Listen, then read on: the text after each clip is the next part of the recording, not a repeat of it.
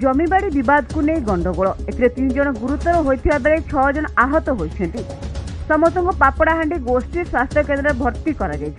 सूचना अनुसार नवरंगपुर जिला महुली गाँव ठाकुराणी मंदिर पाखरे 4 एकर 38 सेंट रही गत किछि वर्ष है ग्रामवासी और मंदिर पूजकों मध्य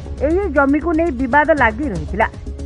मंदिर पूजक एने थाना अभियोग करने पर 144 धारा लागू कर उभय पक्ष एही जमी कौन चाष करें निष्पत्ति होता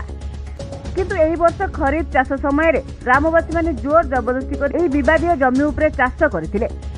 परे अमल होइतबा धान काटिबाकू जाइथिले एहाकू नै उभय गोष्ठी पक्षरु बचसा हेबा परे गंडगोल आरंभ होइथिला विभिन्न मारणास्त्र धरी परस्पर को आक्रमण भी करथिले एते 3 जन गुरुतर होइथिबा बेले 6 जन आहत होइछन्ति 3 जनक अवस्था संकटापन्न हेबारु सेमानकू जिला मुख्य चिकित्सालय को स्थानांतर करा जायछि तेरे घटनास्थल में उत्तेजना लगी रही व्यापक पुलिस फोर्स मुतयन कर नवरंगपुर नंद विषयी कोणार्क न्यूज।